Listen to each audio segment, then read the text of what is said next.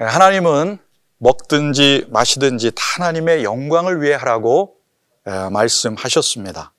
웨스터민스터 소요리 문답 제1주에 보면은 사람의 제일 되는 목적은 무엇인가?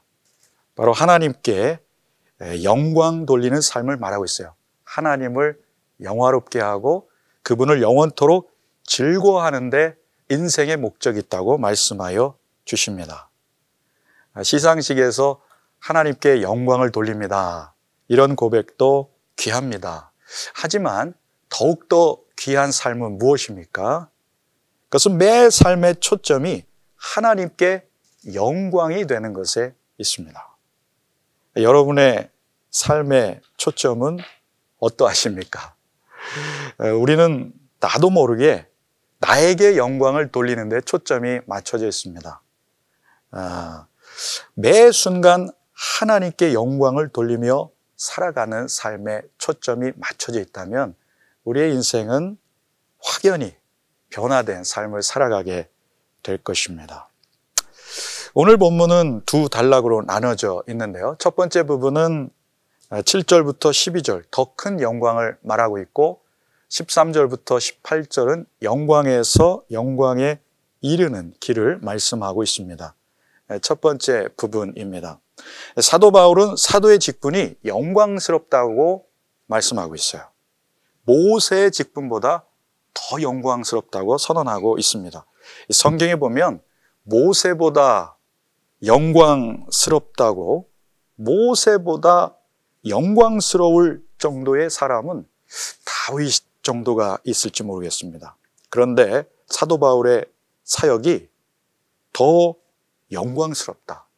더 나아가서 오늘날 우리 성도들의 사역이 모세의 사역보다 영광스럽다고 선언합니다. 그것도 더 영광스럽다고 강조를 하고 있습니다.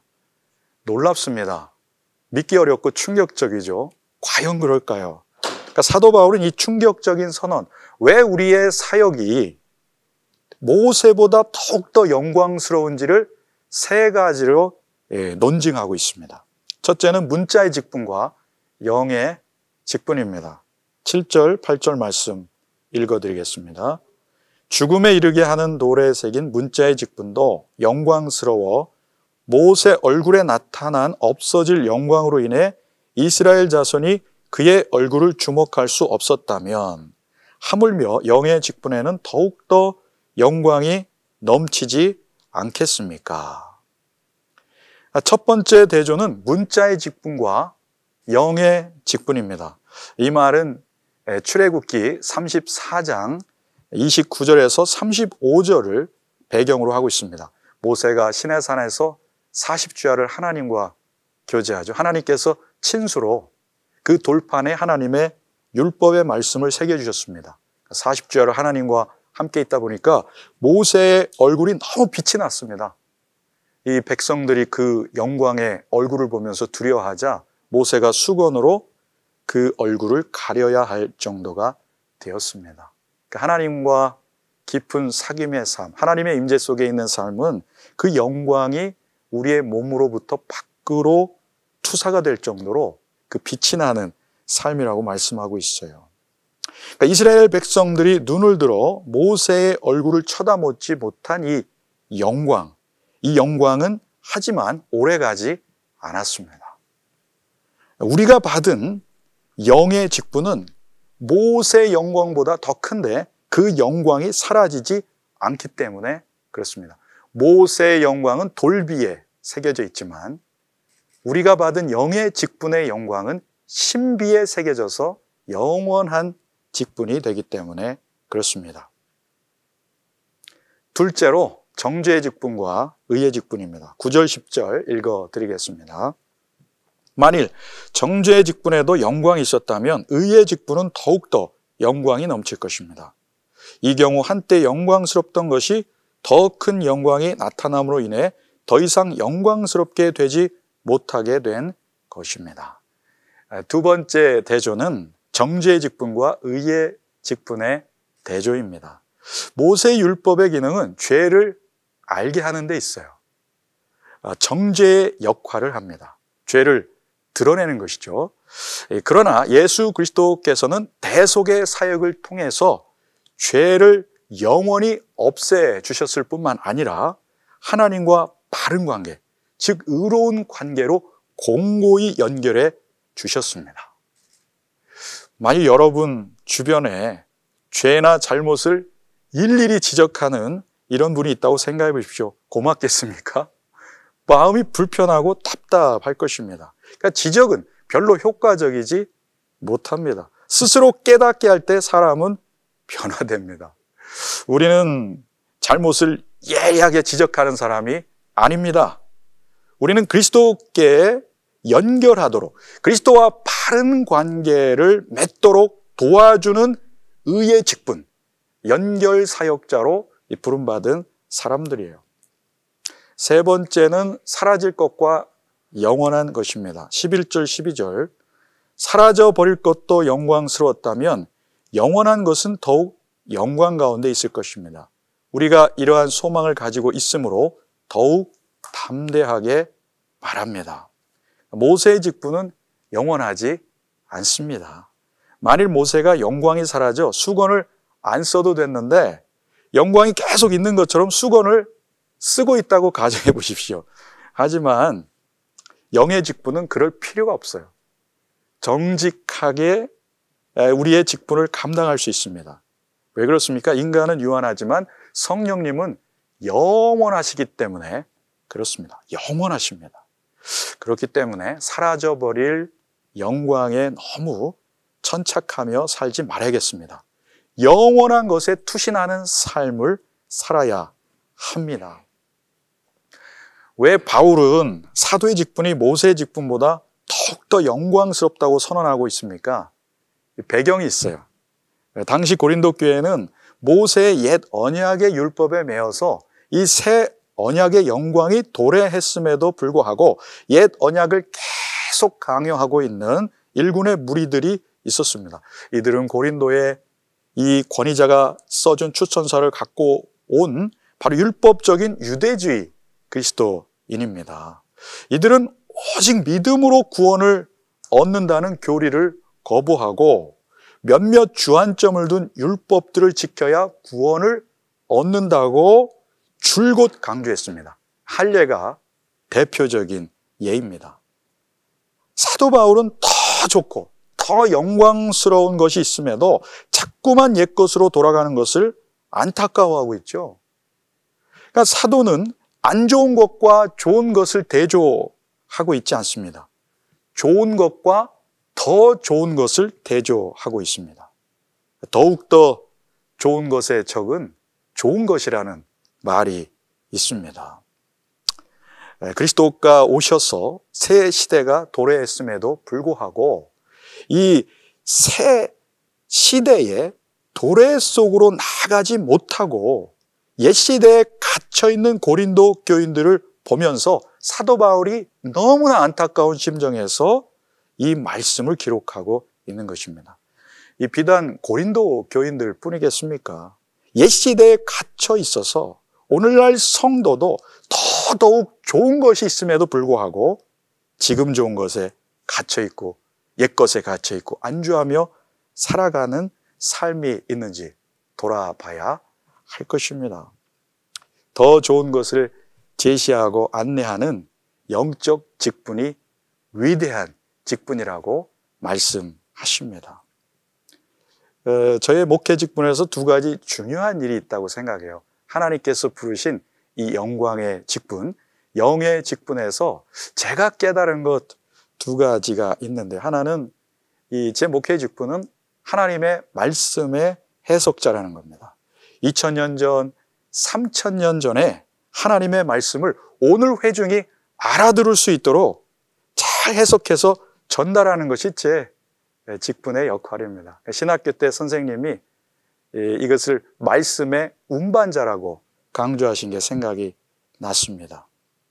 그러니까 제 삶의 많은 부분은 이 말씀과 씨름해야 합니다. 말씀 통독 묵상, 여기에 주안점을 둔 사역이 됩니다. 하지만 지식으로 전하면 그 말씀에 많은 역사가 없다는 것을 알게 됩니다.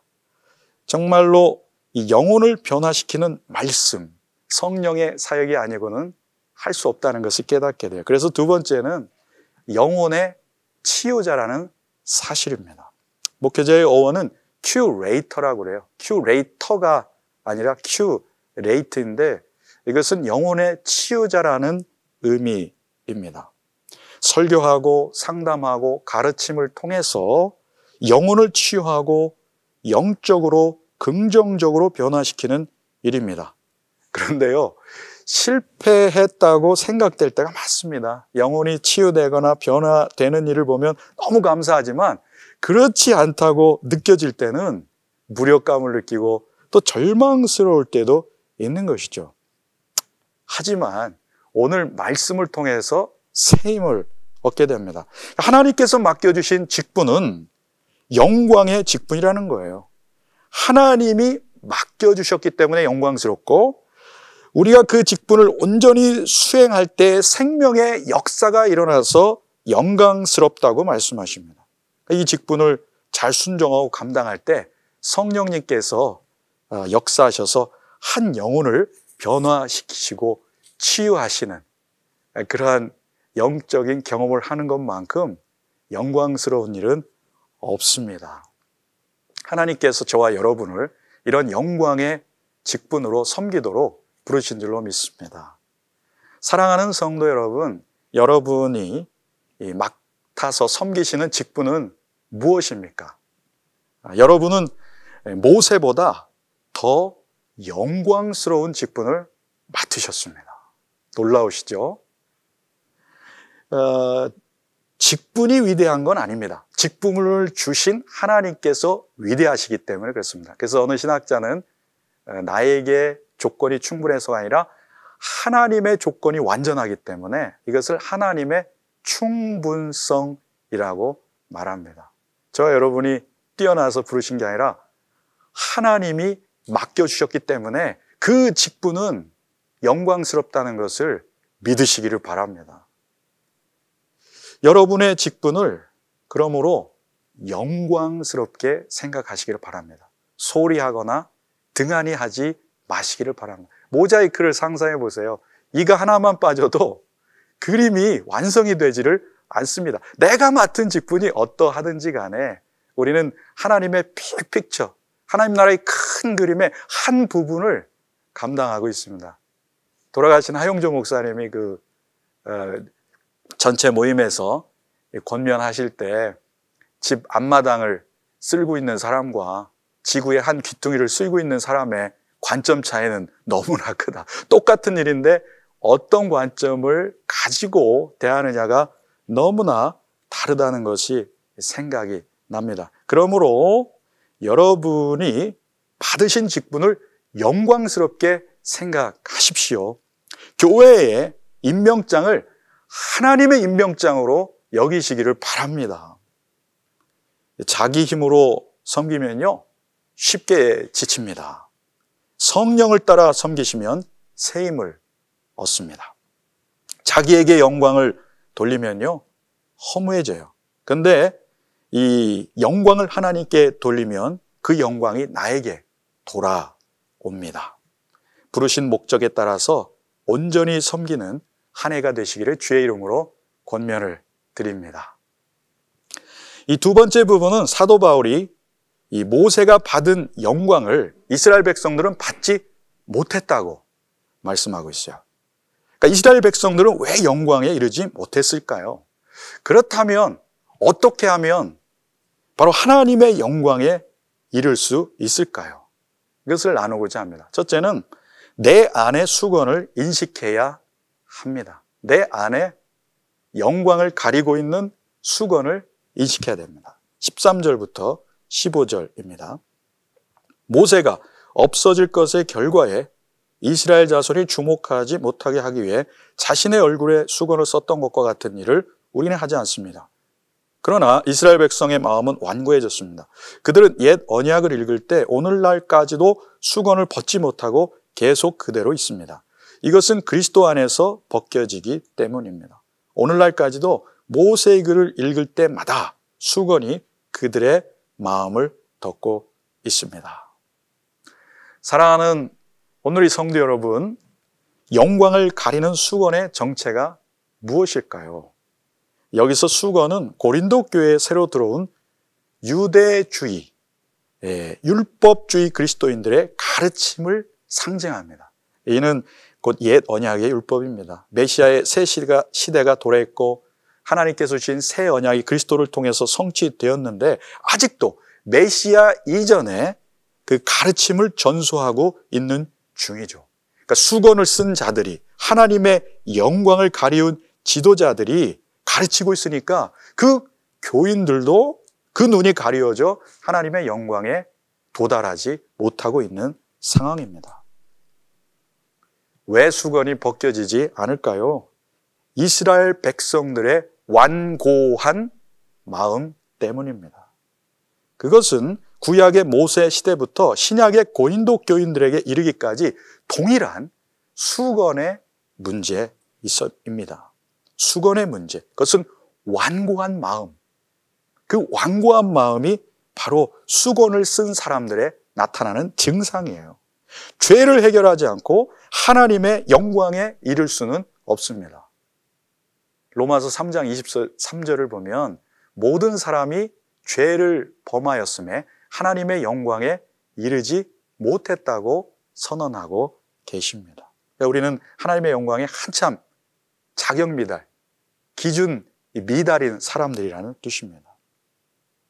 그렇다면 내 삶의 수건은 무엇일까요? 내 속에 갇혀 있는 것은 무엇일까요? 이 상담책을 보니까 방어 기제를 많이 얘기합니다. 그러니까 합리화하고 정당화하고 부정하고 이런 많은 방어 기제들이 있어요. 그러니까 이 방어 기제들은 나를 직면하지 못하게 합니다. 그러니까 교회에 이 가정사역을 제가 섬기다 보니까 부부 관계의 수건이 또 있습니다. 관계를 불화로 이끄는 종종 등장하는 수건은 무엇일까요? 자기 주장의 마음입니다. 강한 사람, 센 사람들, 자기 주장이 강하면 계속 부딪히게 되어 있는 것이죠. 이기심, 관계에 좋을 리가 없습니다. 그리고 내면의 깊은 상처, 근데 그것을 직면하지 않고 계속 부인하고 핑계를 대요. 그러면 무의식적으로 관계가 계속 부딪히게 돼 있습니다. 그러니까 그 마음이, 내면이 문제인 것을 알게 됩니다. 이러한 내면의 문제들, 이러한 수건이 덮여 있음을 인식하지 못하면 좋은 관계로 나아갈 수가 없어요. 계속 그 상처와 죄성들이 부딪히게 되어 있습니다. 저를 돌아보면요, 아니 이 나이를 먹을 때까지 내가 이런 사람이었나 발견할 때가 있습니다. 가족 안에서 보면은 자녀가 피드백해주고 아내가 피드백해주는 것을 보면은 매우 신빙성 있는 피드백 아닙니까? 그러한 새로운 발견을 통해서 내 안에 있는 연약함, 죄성, 방어 기제들을 보는 것이죠.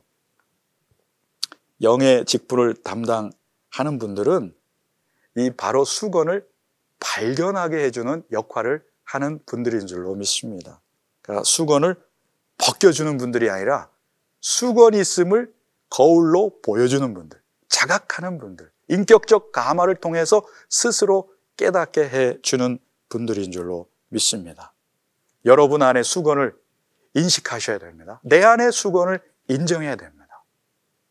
그렇다면 두 번째로, 누가 수건을 궁극적으로 벗겨주실 수 있습니까? 16절에 답이 있어요. 그러나 주께로 돌아갈 때마다 수건은 벗겨집니다. 구원은 스스로 얻을 수 없습니다. 수건도 스스로 벗을 수가 없어요. 벗겨주실 분이 필요합니다. 그분이 바로 예수 그리스도이십니다.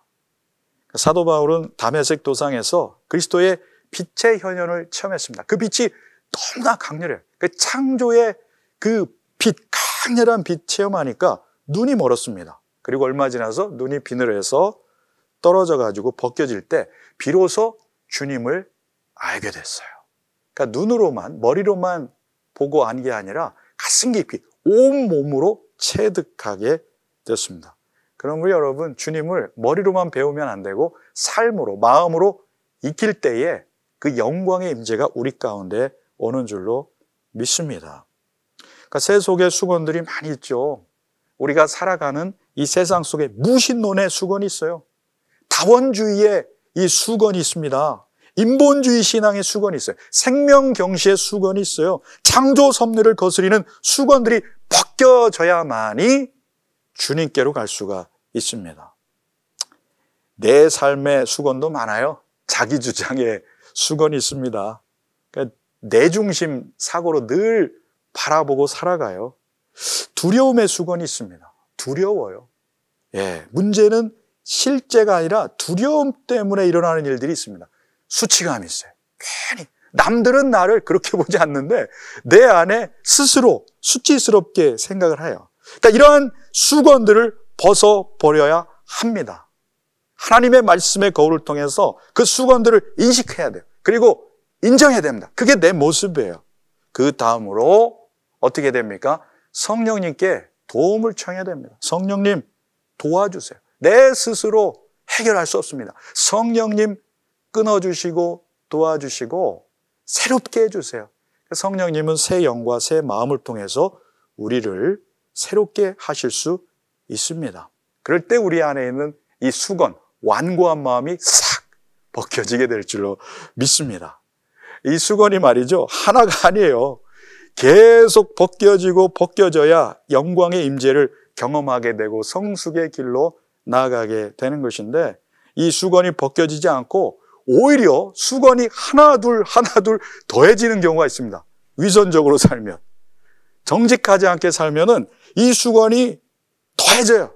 내 하나님께서 창조한 고유의 그 형상인데 그 모습이 아니라 남들이 바라는 모습으로 살면은 이 수건이 한 겹 한 겹 더해져서 이 내면의 정말 진자가 아니라 사람들이 바라는 모습에 그런 내가 이상적으로만 생각하는 부자연스러운 옷을 입게 되는 것입니다. 그것은 종교 생활이라고 하죠. 진정한 신앙 생활은 수건을 벗고 주님의 영광으로 나아가는 것입니다. 그래서 이 성령님의 사역은 우리의 내면 안에 있는 돌 같은 마음, 수건들을 벗겨주시고 돌 같은 마음을 부드럽게 해주시는 것이 성령님의 역할이에요. 성령님은 사람의 마음을 변화시키십니다. 에스겔 36장 26절에 이렇게 말씀하십니다. 또 새 영을 너희 속에 두고 새 마음을 너희에게 주되 너희 육신에서 굳은 마음을 제거하고 부드러운 마음을 줄 것이며. 성령님 제 안에 오셔서 새 마음과 새 영을 부어주십시오. 그때 우리의 마음이 부드러워진다는 겁니다. 저는 이 주일 예배 가운데 여러분의 모든 마음이 성령님의 주시는 부드러운 마음이 되시기를 주님의 이름으로 축원을 드립니다. 부드러운 마음이 되면 하나님의 영광이 느껴지고 사람들과의 관계도 훨씬 더 사랑의 관계, 따뜻한 관계로 나아가게 될 줄로 믿습니다. 셋째로는 수건을 벗은 증거는 성령 안에서 누리는 자유함과 영광입니다. 17절, 18절 주께서는 영이시며 주의 영이 계신 곳에는 자유가 있습니다. 우리는 다 벗은 얼굴로 주의 영광을 바라보는 가운데 그와 같은 형상으로 변화해 영광에서 영광에 이르게 됩니다. 이 일은 주의 영으로 말미암습니다. 수건이 벗겨진 증거는 성령님 안에서 누리는 자유함입니다. 자유함은 곧 행복함이에요. 자유 없는 행복은 없습니다. 누가 여러분 24시간 CCTV로 감시한다고 생각해 보십시오. 숨이 막힙니다. 직장생활, 사회관계에 왜 행복이 덜합니까? 자유가 없어서 그래요. 통제된 삶, 누군가 나를 관리하고 있는 삶에는 그 행복이 많지 없어요. 자유가 없어서 그렇습니다. 이 가정에서도 마찬가지예요. 누구도 가정을 경직되게 하면 안 됩니다. 가정은 한없이 자유롭고 편하고 아늑한 곳입니다. 그래서 부모님이 자녀를 눈치 보게 하고 학대하는 그런 곳이 가정이 아닌 것이죠. 오늘날 사회 문제 많이 있습니다. 부모, 자녀, 부부끼리 서로 순종하고 서로 섬기고 그러면 행복해지고 자유로운 분위기가 있습니다. 자유롭다고 방종으로 가지 않아요. 자유로움은 이 그리스도의 질서 안에서의 자유로움을 우리 가운데 주십니다. 그러면은 너무나 행복하죠. 누구도 판단받지 않고 누구도 평가받지 않고 정죄받지 않고 내가 그대로 수용되어지는, 받아들여지는 그러한 가정의 따뜻함, 우리 모두가 원하는 것이죠. 우리는 그래서 계속 하나님 앞으로 나가야 됩니다. 사람들은 나를 평가하지만 하나님은 나를 있는 모습 그대로 받아주시고 받아주실 뿐만 아니라 사랑해 주시는 분입니다. 사도 바울은 더욱더 큰 영광을 말하고 있습니다. 더욱더 큰 영광, 영광에 이르는 길을 말씀하고 있죠. 하지만 여러분, 이 땅에서는 아무리 큰 영광, 영광에 이르는 길을 발견했어도 진짜 영광은 오지 않았다는 사실입니다. C.S. 루이스는 그의 책 영광의 무게에서 우리가 영광을 바라는 것은 진짜 영광이 아직 오지 않았기 때문이라고 말씀하고 있어요. 그러니까 진짜 영광은 아직 오지 않았고 우리가 그 날에 우리가 얻을 것이기 때문에 이 우리의 바람 속에, 갈망 속에는 진짜 영광을 목말라 하고 있다는 말입니다. 그러니까 더 큰 영광, 더욱더 큰 영광 정도가 아니라 더욱 큰 영광이 기다리고 있다는 말씀이에요. 그 더더 엄청난 영광을 주께서 약속하시고 보증하시고 성령님께서 무엇보다 확신케 하는 것, 이게 믿음입니다. 그러니까 주님을 믿고 의지할수록 그 영광이 내 안에 엄청나게 증폭되는 것을 경험하게 될 것입니다. 유명인을 만나면 영광입니다, 그런 말 많이 하는데 진짜 영광입니까? 사람은 영광을 줄 수 없어요. 금방 지나가요. 진짜 영광은 언제 시작됩니까? 성령의 역사를 통해서 주님을 만날 때 진짜 영광이 시작되고 우리는 그 날에 얻을 진짜 영광, 더욱더 큰 영광을 사모하면서 이 땅 가운데 소망으로 살아갈 수 있게 되는 것입니다. 하나님은 어떤 분입니까? 영광의 하나님은 여러분을 사랑하는 분이에요. 여러분을 인정해 주는 분입니다. 그 영광의 하나님과 영원히 함께 살아가는 삶, 그것이 영광의 삶입니다. 그러므로 사랑하는 온누리 성도 여러분, 영광에 이르는 길로 인도하신 그 주님의 놀라운 그 은혜에 감사를 드리면서 매일매일의 삶이 주님 안에서 누리는 자유함과 영광의 삶이 되시기를 주님의 이름으로 축원을 드립니다. 아멘. 기도하시겠습니다. 하나님 아버지, 우리에게 더 큰 영광의 직분을 맡겨주시고 더욱더 큰 영광에 이르는 길을 알려주신 감사합니다. 우리 모두 수건을 벗고 하나님의 영광에 이르며 그 하나님의 너무나 큰 영광을 매일 누리는 삶이 되게 하여 주시고, 그래서 참 자유함이 우리 안에 흘러넘치게 하여 주시옵소서. 진짜 영광은 나타나지 않았음에 날마다 소망을 가지고 진짜의 영광을 기다리며 나아가는 신앙 여정이 되게 하여 주옵소서. 예수님의 존귀하신 이름으로 기도드립니다. 아멘.